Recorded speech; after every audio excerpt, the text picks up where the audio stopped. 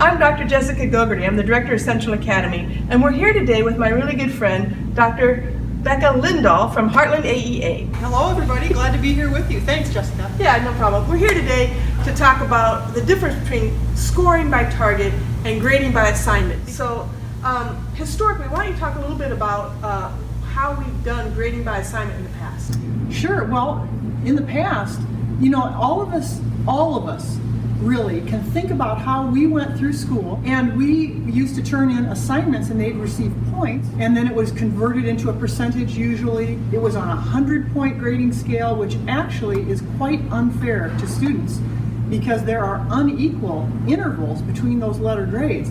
So that's how we used to do things, and we have discovered that there are actually many fairer ways of assessing students' learning. So the grade used to be just an amalgam. Yeah. And you didn't know what was in that grade. No. You just knew that the topic was biology. Exactly. Or you need some other broad idea, but you didn't understand as a student what you needed to do next, or what you needed to demonstrate more, or in a better way or a deeper way to do better. You just didn't. It was a kind of a points chase, and we've moved away from that now. So kids would, and I did this, I know, give me more work to do, Right. give me more assignments to handle, Right. and then I will be better. Right. And it wasn't about what I knew or what I was able to do, but it was about how many papers did I turn Exactly in, how right. much work did I complete. Exactly right. So how is scoring by target different than grading by assignment? When we score by target, it means that we're really coming down to a level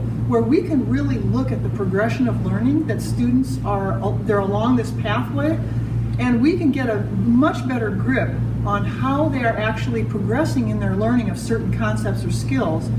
And we do that by looking at learning targets within a goal, which is within a level in a scale. Okay, so I still have topics Yes. within the subject. Like the Yes. subject is biology, Right. and I'll have a topic within that subject. And then the targets are the specific components of that topic? Yes. Like the individual pieces of content or skills that I have to do? Right. Or be able to demonstrate? Right, yeah. Okay.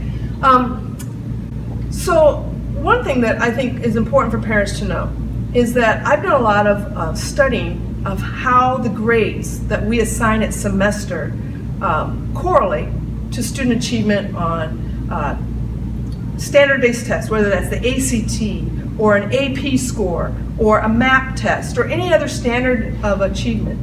And what I found specifically for Central Academy teachers is they are really very good at assigning grades that are predictive of student Right. performance on a standardized test. So I know that if a kid is earning an A in the semester, that they're going to do well on the AP test, or they're going to do well on a standardized test, the ACT or other kind of test. So I know that our grades are accurate. Good.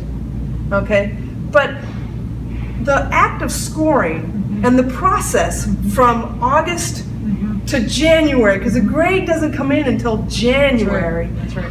So that whole long bit of time is worrisome as a parent. I mean, as a parent, I want to know here in October or in November, I want to know, where is she now? What does she need to work on next? Right, And I don't always know how to read that when I look in the grade books to get an idea. I knew how to do it when grades were by assignment. I just looked for how many assignments and what's missing. Right. Right? Right. And so now it's a little different game. It is, and some parents, even I heard a couple questions at parent-teacher conferences, some parents are trying very hard to look at Infinite Campus in the grade book, and they want to think right at this second, well, what letter grade is my kid getting right now in this class? Because I understand, this is all lots of parents have ever known. They know the older, more traditional ways, but we've made a break with that. So you're right. I mean, I don't blame parents for wanting to know, but really it's about what you just said.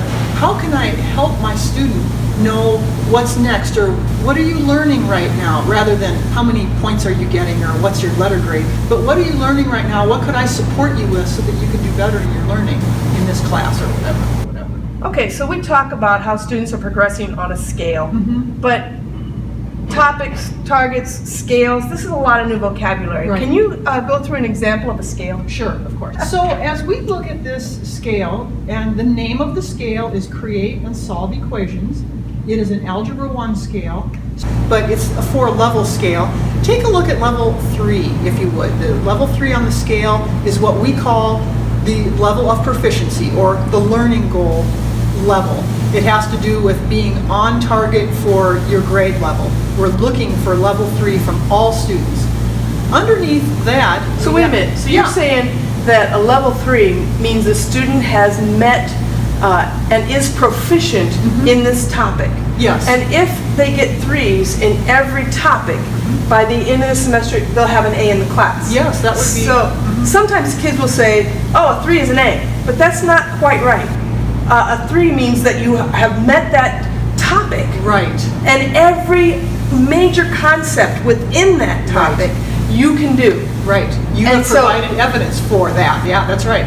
Okay. That's right. So it's all the topics together that make up the grade. Yes, at the end of the semester, which is what Infinite Campus does. All along the way, it's the teacher using professional judgment about the student's evidence and working from there. So coming back to the scale, we just talked about level 3. You look at level 2 underneath. We consider level 2 foundational knowledge. You see a little plus sign next to the 2.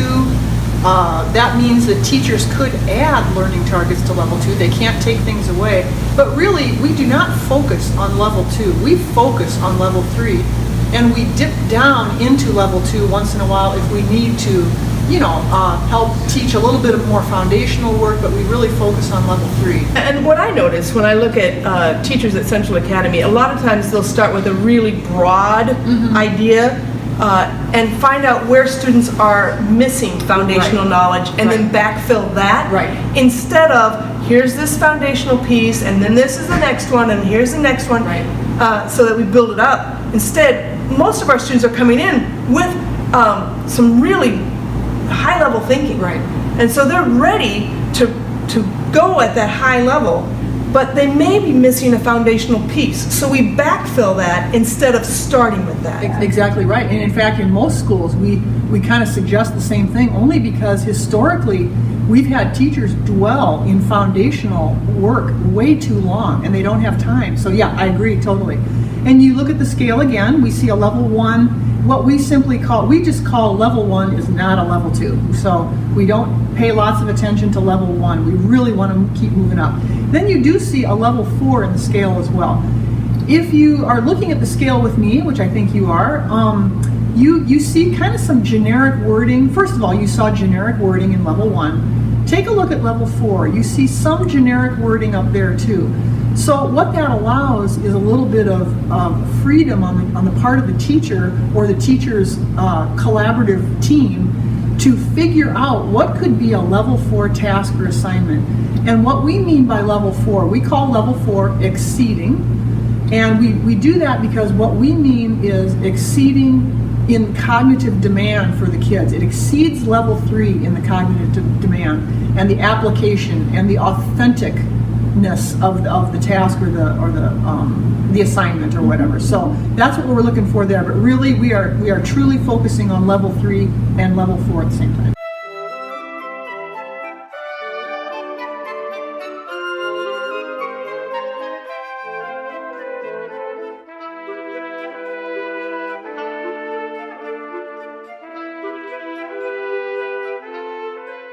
So one more thing I'd like to mention about this scale. So we just talked about level 4. Now take a look at levels 3 and 2 one more time. You see letters there, you see A, B, C, D, you see these phrases. Those are called learning targets that we call learning targets. And what they do is they help represent the progression of learning for that particular level on the proficiency scale. So you'll see different verbs being used, and as they're usually complete sentences. You see some parenthetical information there that shows where we drew it from, whatever the standards are. For example, the Common Core state standards, which are the Iowa state standards for math and literacy, as well as all the national standards. So we try to put that right in there when we built these scales to make sure that we're accounting for that. So you see that level 3 in this particular one has 4 learning targets. Level 2 also happens to have 4 learning targets. They don't So- always have 4. No, not always. And sometimes they don't match up necessarily, but I just wanted to make sure we're all clear on what those things are called. Okay, so 2A does not necessarily go with 3A. No, not necessarily. Sometimes they do. It depends on how different collaborative teams built their scales. Okay, so just to review the vocabulary, the topic in this example is create and solve equations. Uh-huh. The targets are listed under the number 3, Right, and foundational knowledge is listed under number 2. right. And for a student to have met level 3, they have to have met the whole of level 3 to be able to say that they're proficient in that, or a teacher and the student determines. Okay, just so be in clear this on that. particular example, if they can do all 4 of those targets in the level 3, then they would be mastering the create and solve equations Yeah. topic. Yes, they're proficient in that topic. Okay, so when we were at parent conferences, I had a parent who was quite distressed. Uh-huh. She's like, I was just getting used to the numbers, and now all these letters have popped up. I don't know what that means, and it was quite distressing. Our goal, what we're trying to do, I think, is we're trying to get to the point where instead of a big amalgam of all these different assignments lumped together into a percentage, we're trying to be very specific with this is what we want you to know and be able to do, and this is where you are in your ability to know and be able to do that, or demonstrate that you know and are able to do that with the evidence in the body of evidence, right? Right. The numbers are supposed to be what we use when we are scoring the topic in total, Correct. when there's lots of targets. And the letters are supposed to be when we're talking about specific targets in the 3. Right. And the letters you're talking about are what? They're the ET? ET, which would be exceeding target. Right. And then the AT, which is, Achieving the target. so if I had an AT, that means I have met that target. Right. Right. Right. What about PT? Well, PT means progressing toward the target, and it means just that. The student has offered evidence, but the teacher, using professional judgment and looking at that student evidence, is not confident yet in saying that that student has shown that that student is achieving that particular target. So it means the student is well on her way to doing that, and she likely needs to study some more or demonstrate, give some more evidence, maybe have a good conversation with the teacher, something like that. And yes, there's a little bit of a range to PT, to progressing toward the target, but really it's not anything meant to be stressful. It's just that that student is on her way, just not there quite yet. So when we're looking at a PT, that might be where the teacher is giving some specific individualized feedback to the student Yes. in comments. Yes. And it may not be an Infinite Campus, but it may be comments on their assignments in Right. particular. Right. So here's the question. Why not just call the ET a 4 Well, or a PT a 2? right. Right. Right. Why have 2? Right, I know, and I know that some parents had expressed to me too that they weren't understanding that. Have you? Do you have any comments on that? The reason why we switched, I think, to the numbers, or to the letters, is because kids are getting so hung up on numbers and grade point average, and this means this, and this means Yeah. that, that they are losing sight of the fact that they're trying to get to a particular mastery of a particular Right. skill, a very Right. discrete thing. Right. So by moving to letters, ET, AT, PT, and NM, it lets you know how you are on that in that moment instead of converting everything over into a number immediately. Yeah. Because many students, that actually derails their Right. progress. I agree. They get so into what's the number that they don't actually have time to look at the comments and go, Right. oh gosh, this is feedback I can use. Right. And actually, it's the comments and the feedback. Research bears that out. That if you can give feedback, and in fact, if they can see feedback without any number or score attached to it, it's all the better. Now that doesn't happen all the time, but feedback is critical to students so they know what to do next in order to improve. So That's right. and it is a big break from our past. And again, we're in the middle of that transition. So it's a little messy right now, but it's all toward the better, and we're moving ahead on that. So Okay, so we are trying to strike a balance with our teachers are trying to strike a balance as we transition into scoring by target. Instead of grading assignments, scoring the target, like, how does this evidence Right. inform what the student knows and is able to do? Right. Okay? Right. We're finding that our scales don't necessarily, the ones that we have that we're working with, don't necessarily allow that to be very easy. And so it can be quite challenging. And so we're trying to get to a place where we can have a balance between what do we report on? Are we reporting missing assignments, or are we reporting on missing concepts and skills? And so we're kind of caught between two worlds here Right as now. we're making this transition, because our scales don't necessarily support scoring by target all the time. And so we're working on how to fix that. So I got a couple examples here that parents might see if they open up the gradebook. The first one is right off that creating and solving equations one. And you can see that the student has a topic score of 3. And below that, in the body of evidence, you'll see that those are assignments. Okay. Assessment 2A, Assessment 2BC, Quiz 2A, 2D, and you can see that they have numbers there. Okay? Our math department is currently working on devising that curriculum, rewriting that curriculum to make scoring by target more easy. And eventually, by next year, we would like to have our teachers scoring by target here Right. instead of by assignment. Right. That's why in the body of evidence, sometimes you'll see numbers like that. Another example I have here is, this is from an English class, and you'll see a combination of numbers and letters. Some of these are assignments, like the summer essay, for example. It has multiple scales. And because it's addressing several different topics, that essay may address writing construction and theme analysis. And because it addresses several topics, the teacher scored the targets for that one assignment in each of those topics, and then combined it together to get an overall score for the assignment, which is why you see a number there. But they're also transitioning, trying to get to the point where we're grading, or excuse me, scoring by target. Thank you. I'm getting better with your help. When we're talking about scoring by target, you can see that this student has some things that in this scale that are that. And when we put them all together, you say, oh, how do they average that? Well, they don't average that. The teacher looks at this body of evidence and says, how much of the whole topic, how much of the scale, those level 3 targets, has a student demonstrated? And that's how you get the topic score at the top. I'd like to throw something in here, Jessica, that really teachers should never be averaging anything in some ways. It's really only for Infinite Campus at the end of a term to average together topic scale scores. So, and I know sometimes that's a difficult thing because as teachers, we're so used to averaging, again, in our old methods, we're so used to averaging points or whatever, but we're away from that now. So yeah, it's another transition teachers are making to look at pieces of evidence. So trying to strike that balance between reporting missing assignments so that if you don't turn in your assignments, you don't do your assignments, you can't really master the material.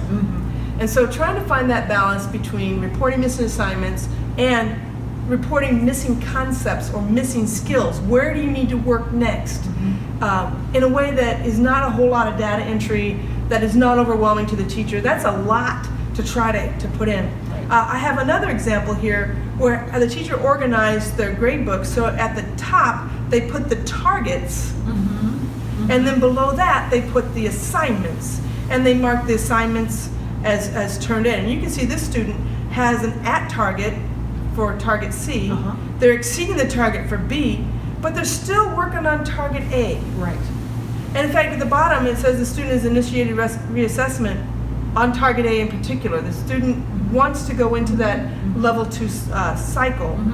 And you can see overall the student scores a 2.5. In order, even though they have an ET exceeding target in that one area, because they haven't mastered that target A yet, the student knows what they need to work on to get that to a 3. Right, and I really commend this teacher and the student because they both know that the student, like you said, has to initiate a desire to get into learning cycle 2, which has to do with some reassessment and reoffering some new evidence and things like that. So yeah. I guess the last example I have is from one particular student's work in one particular class, and this kind of shows the difference between the concepts that they're learning and the skills. So this teacher has them separated out by skills, because some classes are skill-based and some are content-based and some are both. And this class happens to be both. So at the top, comparison and contextualization of detail, those are skills. And you can see that those targets are all skill-based. And you see the student has AT, AT, PT. So they're at target, and contextualization is what they're progressing towards. And you can see their topic score there is a 2.5. And in the comments, the teacher has put in the individual assignment scores. Instead of typing in every single assignment and putting in all that data separately, they just added onto their comments. Right. And then below that, these are specific content things that they have to know about Indigenous societies. And you can kind of see this student is still at a 2 here, and you can see what they need to work on. They have a couple of missings, like the migration and conflict. They're missing that assignment. So they haven't provided that evidence yet. Not met Indigenous societies, they've turned something in, but it is not meeting even the minimum base level. And they're progressing on 3 of those, but they're at target. So this student should not spend time on American Revolution. Right. They have that. So it can be confusing, the numbers and letters together while we're going through this transition. Our goal is to be scoring by target by next year in all of our SRG classes. Not all of our classes are SRG. Yeah, let's talk about that. Just so you're aware a little bit. I know that here at Central Academy, because you have a wide range of class offerings, you have many of your classes are in SRG right now, but I know that there are some, for example, I believe, is it this year that for example, Chinese and Japanese, are they in level 2 this year? Yeah, they did level 2, and next year they'll be adding level 3 into the SRG family. And even in the year after that, it will be level 4, for example. So, because there were too many to simply all push in at the same time. It was too much. So to be realistic and reasonable in how we did this. So, are there others that way you can talk about or not? Oh yeah. And just in many of our classes, English and math and so on, our top levels are still not converted because we're trying to get it right. For the majority of our students. And it's very hard conceptually as a teacher to shift back and forth between grading by assignment and scoring by target. That conceptually is very difficult. And so that's part of the struggle. And it's not only part of the struggle for teachers, sometimes it is for parents as well, because parents may see a report card that has both types of scoring or grades or whatever, so, we have to keep asking for parents' patience on this whole process. Yeah, and so what we're doing with our professional development this year is we have been, and last year too, we've been spending hours and hours of working collaboratively at making those skills a lot more informative, concise, clear, so that we can be more timely with progress reports for parents and for students, and so that students can be very clear, I've got this, now I need to work on this. And also to get that inter-rater reliability when we are assessing student work. Am I assessing it the same way you're assessing it? So a student who's in the same class is getting a similar assessment of their work. So that's kind of what we've been working on, and that's where we're going. Parents, we hope this has made some ideas clearer for you, because we know we did get a lot of questions at parent-teacher conferences. Can't blame you at all. You're still getting used to this. So we hope we've made some things clearer, because really what's key about standards referenced grading practices is that we have crystal clear communication between school and home, so everybody understands, which means teachers, obviously, students, yes, obviously, and parents understand where the student is in the learning progression. So, well, I'm really grateful to have Becca Lindahl here from Harlan AEA. She's officed out of Central Academy this year to support us in this work, and she has a breadth of experience and knowledge has been valuable to me and to our staff. I'm really glad to have her a part of that. And I'm so thankful to be working with the teachers here at Central Academy, because they are so thoughtful and diligent and compassionate and dedicated and plain old passionate about their work and about making this clear for students. They want their students to achieve, because they know if students are doing well in their classes, they're going to do very well on their college admission tests. Right. It's going to really help them get to the next level. I totally agree. They're learning how to learn. They're learning how to be part of the learning. They're entering into partnerships with their teachers. They're learning how to track their own progress, which is really going to set them up very well for post-high school work. So I'm grateful to be part of the staff right now too, because these are just awesome teachers. You're an awesome leader. So Oh, thanks. it's all good. It's all good. So I think our tea has finally finished steeping. So we'll just. There we go.